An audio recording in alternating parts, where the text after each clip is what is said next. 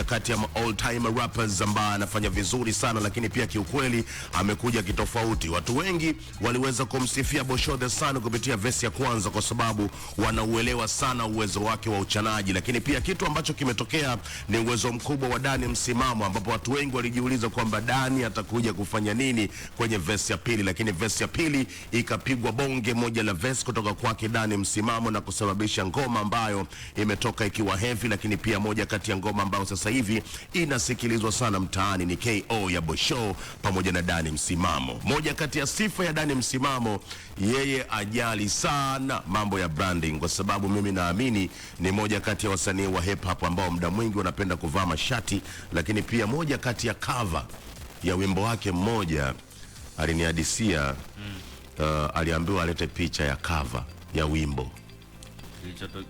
Kilichotokea watu wote walijua ataenda photoshoot.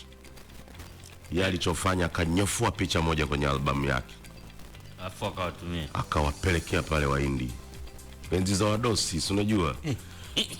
Kuna picha moja hivi kama sikumbuki vizuri, Dani alikuwa amesimama, tena alinionyesha hiyo picha. Mimi kuna picha moja Dani alikuwa amesimama hivi, ile picha ndo akaitumia kwenye cover. Kwa kitambo ilikuwa sio mchongo, yani wanaleta cover photo, vitu vinadondoshwa, rudi maisha yanaendelea. Ila sasa hivi ukisema leta cover photo, jamani photoshoot sijui nini, watu kama 20 wanaweka na picha hii moja. Yote ya yote, karibu sana kwenye BCB Big City Breakfast ya tarehe 31 ya mwezi wa 3 mwaka wa 2026, ambapo leo ni siku ya Jumanne na ni show ya mwisho kabisa ya mwezi wa 3 mwaka wa 2026.